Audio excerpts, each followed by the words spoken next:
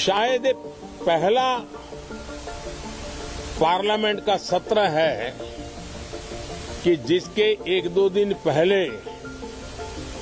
कोई विदेशी चिंगारी नहीं प्रगटी है और यहां उसको हवा देने वालों की कोई कमी नहीं है। साथियों नमस्कार। आर्थिक सर्वेक्षण रिपोर्ट वित्त मंत्री निर्मला सीतारमण जी के द्वारा लोकसभा और राज्यसभा में आज टेबल कर दी गई। प्रधानमंत्री मोदी जी का संसद परिसर में मीडिया का संबोधन हुआ, विपक्ष के बयानात आए, राष्ट्रपति महोदया ने संयुक्त बैठक में दोनों सदनों को संबोधित किया और पिछले एक दशक से मोदी सरकार ने, राष्ट्रपति जी की सरकार ने जो माइलस्टोन छुए उन सब का वर्णन किया गया और जिस तरीके से विकसित भारत 2047 का लक्ष्य रखा गया है वो इस पूर्ण बजट में भी देखने को मिला। इससे पहले जो बजट प्रस्तुत किया गया था, आपको पता है वो अंतरिम बजट था, पूरा बजट नहीं था। वो पूर्णकालिक बजट अब पेश किया गया है जिसकी तरफ टकटकी लगाते हुए हर वर्ग देख रहा है, जिसका एक पूरा एक्सप्लेनेशन स्वरूप कल हमको मिलने वाला है। आज कुछ मुख्य बातें आपको नोट करनी चाहिए जो आज इकोनॉमी सर्वे में कही गई है, मोदी जी के जुबान से कही गई है, राष्ट्रपति जी की जुबान से कही गई है और उनके ऊपर विपक्ष की एक मन दबाकर दी गई मजबूरी वाली प्रतिक्रिया। सोनिया गांधी जी ने, राहुल गांधी जी ने स्टेटमेंट दिया है, पप्पू यादव का स्टेटमेंट आया है, लव लेटर सा लिख रखा है पार्टियों ने, सरकार ने, और वो पढ़ दिया राष्ट्रपति जी ने, पप्पू यादव ने कहा। राहुल गांधी ने इस अभिभाषण को बोरिंग बताया और सोनिया गांधी जी ने कहा कि बेचारी महिला पढ़ते पढ़ते आखिर तक थक गई थी, है ना। शायद पच नहीं रहा दलित समुदाय की एक महिला राष्ट्रपति के पद को सुशोभित करते हुए एक लंबा भाषण जो सरकार जिसमें अपनी माइलस्टोन गिनवा रही है। हर वर्ग का बजट में ध्यान रखने का निश्चय लिया गया है, हर वर्ग टकटकी लगाकर देख रहा है। जो शेयर मार्केट पिछले कई समय से निचले स्तर पर चल रहा था, आज जैसे ही बजट का इकोनॉमिक सर्वे का और सरकार के द्वारा जो चिट्ठी राष्ट्रपति महोदया को दी जाती है पढ़ने के लिए, राष्ट्रपति का अभिभाषण होता है, तो शेयर मार्केट धीरे धीरे चढ़ता हुआ 500 अंकों तक सुधार उसमें हो गया। पहले बताता हूँ कि प्रधानमंत्री मोदी जी ने क्या कहा।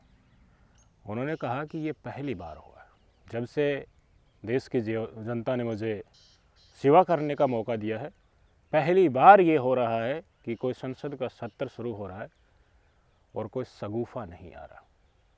नहीं तो क्या होता था, कभी सोरोस का इम्प्लीमेंटेशन, कभी अडानी के ऊपर हमला, कभी किसान आंदोलन के नाम पर दंगा फसाद, अडानी अडानी अडानी करके हर संसद सत्र से पहले ऐसा माहौल बना दिया जाता था कि इस संसद सत्र को तो चलने ही नहीं दिया जाएगा।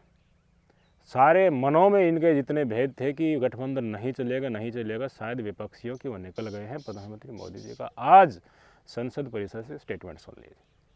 साथियों, आज एक बात आपने जरूर नोट की होगी, मीडिया के लोगों ने तो जरूर करनी चाहिए। शायद 2014 से लेकर अब तक शायद ये पहला पार्लियामेंट का सत्र है कि जिसके एक दो दिन पहले कोई विदेशी चिंगारी नहीं प्रगटी है, विदेश में से आग लगाने की कोशिश रही हुई है। 10 साल से यानी 14 से देख रहा हूं, हर सत्र के पहले शरारत करने के लिए लोग तैयार बैठते थे और यहां उसको हवा देने वालों की कोई कमी नहीं है। ये पहला सत्र मैं पिछले 10 साल के बाद देख रहा हूं कि जिसमें किसी भी विदेशी कोने से कोई चिंगारी नहीं हुई। मोदी जी के ये बयानात आज इस एक स्टेटमेंट को एक ब्रॉड वे में आप ले सकते हैं। मोदी और भारतीय जनता पार्टी सरकार ने जो निश्चय 2047 भारत को विकसित बनाने का लिया है, उसमें जितने भी दुश्मन थे, उसमें जितने भी अड़ंगा डालने वाले लोग थे, सबके पैर सीधे हो गए। जो देश के दुश्मन थे, विदेश में कोई घटनाक्रम होता था, भारत के ऊपर इल्जाम लगता था, उसी चीज़ को हमारी वामपंथी विचारधारा वाले और विपक्ष वाले ऐसा उठाते थे कि संसद की कार्रवाई नहीं चलने देंगे। अडानी को सब कुछ भेज दिया है। कनाडा से ये खबरें आ रही हैं, इस देश में घटना हो रही है उनसे ज़्यादा जिक्र विपक्ष का विदेश के द्वारा लगाए गए भारत के ऊपर आरोप का होता था। इसी के ऊपर नरेंद्र मोदी की टिप्पणी है और ट्रंप साहब के आने का संकेत उन्होंने अपने स्टेटमेंट से दिया है कि वामपंथी विचारधारा को कोने में घुसने के लिए अब मजबूर होना पड़ेगा। ऐसे लोग जो अपने ही देश के खिलाफ बोलते हैं, दूसरे देशों की पैरवी करते हैं, अपने देश में कितना अच्छा हो जाए उनको नापसंद होता है, लेकिन विदेश के एक छोटी सी 3-4 कर्मचारियों कंपनी को आरोप लगा दे तो उसके ऊपर पूरे देश में और संसद भवन में बवंडर खड़ा कर दिया जाता है। ये इशारा इसकी तरफ था। जो चाहते हैं कि विभाजनकारी ताकतें फैले और समाज को डिवाइड करके उनके हमेशा के लिए राजनीति करने का मौका मिले, ये पूरा पुल है अंतर्राष्ट्रीय स्तर पर। आप राजनीति को इतना परिधियों में सीमित मत देखिए। भारत में विपक्ष जो कुछ करता है उसका ये नहीं कि भारत की दहलीज और भारत की ज़मीन तक ही उसका असर होता है या फिर उसके सरोकार जुड़े होते हैं। तो प्रधानमंत्री मोदी जी का ये स्टेटमेंट साफ निर्देश देता है कि भारत को विकसित बनने से और 2047 का जो संकल्प लिया है शायद ही उसमें कोई षड्यंत्र रोड़ा बने, क्योंकि परीक्षा की घड़ी जितनी भी थी, खूब परीक्षा भारतीय जनता पार्टी की सरकार ने दी, खूब परीक्षा इस देश के उद्योगपतियों ने दी। उन्होंने नुकसान का निम्नतम स्तर भी छुआ, उन्होंने भय भी देखा, उन्होंने पॉलिटिकल तौर पर इंडिया गठबंधन देखा और उन गठबंधन के लोगों के अब विधानसभा चुनाव में विचार भी देखे कि कैसे वो अलग अलग हैं और उस समय पर कैसे मोदी को रोकने के लिए एकजुट थे। लगभग हर परीक्षा जो विपक्ष ले सकता था शायद मोदी सरकार की ले चुका। इंडिकेशन है कि आगे अगर आप पॉलिटिकल या फिर वोट के रास्ते या विचारधारा के रास्ते इस देश की जनता के बीच आएंगे तो सवाल जवाब खड़े होंगे। पहले क्या था, अब क्या था, जनता जागरूक हो चुकी है। शायद राहुल गांधी को और विपक्ष को कोई और तरीका सत्ता हथियाने की कोशिश करना ही होगी। इसके लिए भी शायद सत्ताधारी पार्टी तैयार है। बात यही नहीं है, इकोनॉमिक एडवाइज़र की भी रिपोर्ट आ गई है। निर्मला सीतारमन ने भी स्टेटमेंट दिया है।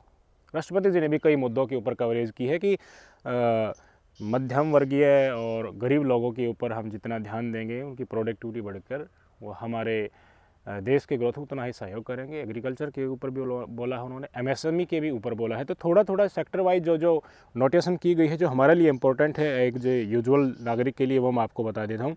सबसे पहले तो विकसित भारत का संकल्प 2047, ये टैगलाइन के साथ सारा का सारा इकोनॉमिक सर्वे रिपोर्ट शुरू होता है। सस्टेनेबल एम्प्लॉयमेंट सेंसिटिव ग्रोथ, यानी कि ग्रोथ हो वो सस्टेन भी करे, उसके साथ नौकरियां भी मिले, नौकरियां मिलने के साथ साथ इन्वायरमेंट फ्रेंडली भी हो और उसमें देश की आर्थिक प्रगति भी हो।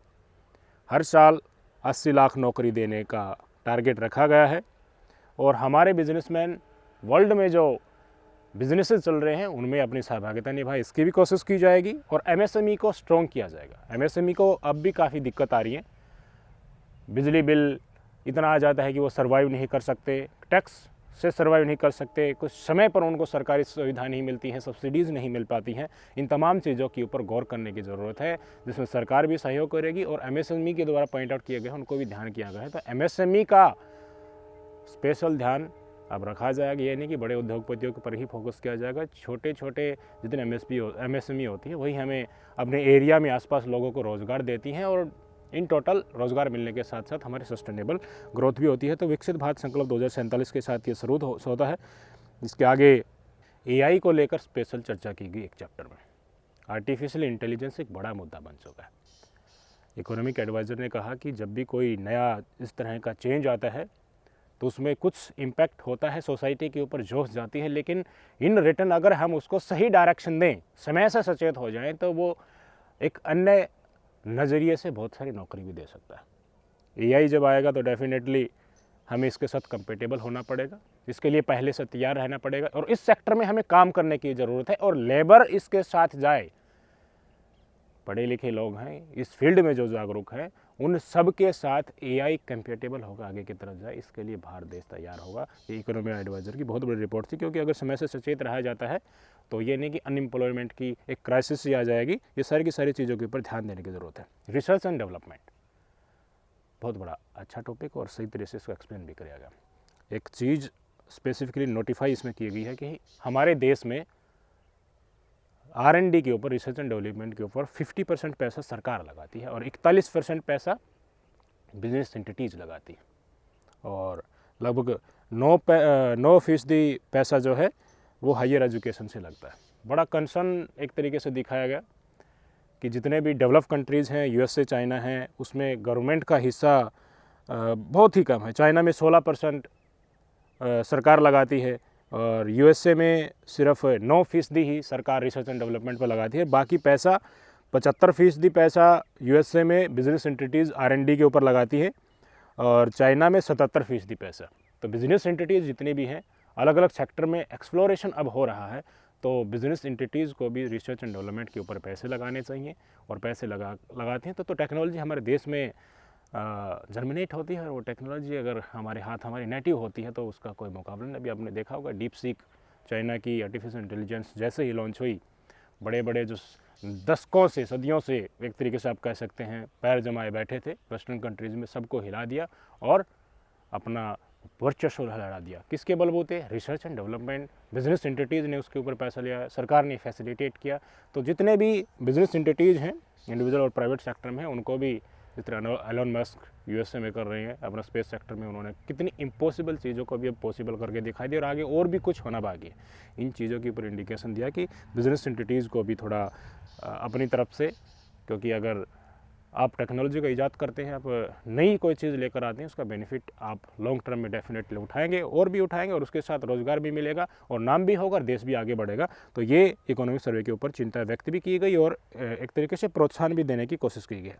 अल्ट्रा प्रोसेस्ड फूड, टेलीविज़न पर एडवर्टाइजमेंट आती हैं ऐसी खाने की चीज़ें जो लॉन्ग टर्म में मेंटल हेल्थ के ऊपर फ़र्क डालती हैं। बड़ा चिंता जताई गई है कि हमारे यंगस्टर्स जो सिटीज़ में रहते हैं, जो अल्ट्रा प्रोसेस्ड फूड खाते हैं, ऐसा खाना जिसको एडवर्टाइजमेंट के ज़रिए बड़े बड़े सेलिब्रिटी प्रमोट करते हैं, उन चीज़ों के ऊपर एक्शन लेने की ज़रूरत है, उनको अवॉइड करने की ज़रूरत है। मेंटल हेल्थ गिरा तो युवा का पूरा तबका गिरा, युवा तबका गिरा तो हमारा सारा का सारा इंटेलेक्चुअल गिरा और देश युवा से ही चलता है। तो अल्ट्रा प्रोसेस्ड फूड के ऊपर एक स्पेसिफिक चैप्टर बना के इसके ऊपर चर्चा की गई है और कुछ और बहुत सारे स्मॉल चेंजेस बिग इम्पैक्ट नाम से एक हेडलाइन बनाएगी कि देखिए हम कहीं जा रहे हैं तो हम कार पूलिंग का यूज़ करें, हम पब्लिक ट्रांसपोर्ट का यूज़ करें, हमारी बालकनी में थोड़ी थोड़ी जगह है तो वहाँ हम सब्जियाँ उगाएं। इन चीज़ों का इस्तेमाल करके हम व्यक्तिगत तौर पर देश में कार्बन एमिशन में कमी कर सकते हैं, देश में अपना आर्थिक तौर पर सहयोग कर सकते हैं। जितना हो सके, जितना भी जगह हो सके व्यक्तिगत तौर पर सहयोग करेंगे तो इन टोटल ये बहुत बड़ी संख्या में देश के लिए फ़ायदेमंद होगा। तो इन्हें कहते हैं स्मॉल चेंजेस बिग इम्पैक्ट। इसके ऊपर भी देश की जनता से आह्वान किया गया है एक तरीके से, और इसको एक तरीके से हम समराइज़ करें तो इसमें लास्ट में एनर्जी ट्रांजिशन को लेकर भी कहा गया है। एनर्जी ट्रांजिशन करना है, कोयल पर देखिए इम्पैक्ट तो है ही, लेकिन नए नए वे आ रहे हैं रिन्यूएबल एनर्जी को लेकर, उनकी तरफ भी हमें जाना है, न्यूक्लियर एनर्जी की तरफ भी जाना है, नेशनल बिल्डिंग में प्राइवेट सेक्टर का भी बढ़ाना है, बिजनेस एज कैजुअल लेकर चलना है। रिस्क होते हैं बिजनेस में, लेकिन रिस्क को आप कंपनसेट करके भी बिजनेस को सर्वाइव कर सके, सारी चीज़ों के ऊपर अच्छा फोकस किया गया है। देखते हैं कल बजट में किस सेक्टर को क्या मिलता है और गठबंधन टूटने की आस रखने वाले विपक्षियों के लिए क्या झटका मिलता है, क्योंकि बिहार डेफिनेटली नीतीश कुमार की तरफ निगाहें हैं, उन्हीं को लेकर चर्चा की जाती है कि चाचा जी पलटे मारेंगे तो कितना कुछ बिहार को मिल सकता है। उनके लिए बड़ा अच्छा स्कोप भी है और देश के लिए भी बजट, पूर्णकालिक बजट आना और एक्सपेक्टेशन ये लगाना और फोकस के साथ है, पूरी रणनीति के साथ है, देश युवाओं के इंटेलेक्चुअल को बढ़ाकर नेशनल बिल्डिंग उनका सहयोग करना, ये पूरा एक समराइज करके जो चीज़ें दी गई है और बताया गया है कि 6.8 के आसपास रखा जाएगा इस वर्ष के लिए, इस वित्तीय वर्ष के लिए। ग्रोथ कितना अटेंड कर पाती है, यही कहा इकोनॉमिक एडवाइजर्स ने कि देखिए तो टारगेट है, हम तो इससे ज़्यादा ही अचीव करेंगे, लॉन्ग टर्म में पता चलने वाला है। तो मोदी साहब का पूर्णकालिक बजट कल पेश होगा, आप सब देखिए। एक्सपेक्टेशन बहुत ज़्यादा है और दिक्कत भी बहुत ज़्यादा लोगों को होने वाली है। देश के दुश्मनों को पहली बार शायद प्रधानमंत्री नरेंद्र मोदी जी के मुख से, जो अंतर्राष्ट्रीय स्तर पर भी फैले हुए हैं और उनके सहयोगी हमारे देश में भी हैं, बड़ा करारा जवाब आज संसद परिषद से दिया गया है। नमस्कार।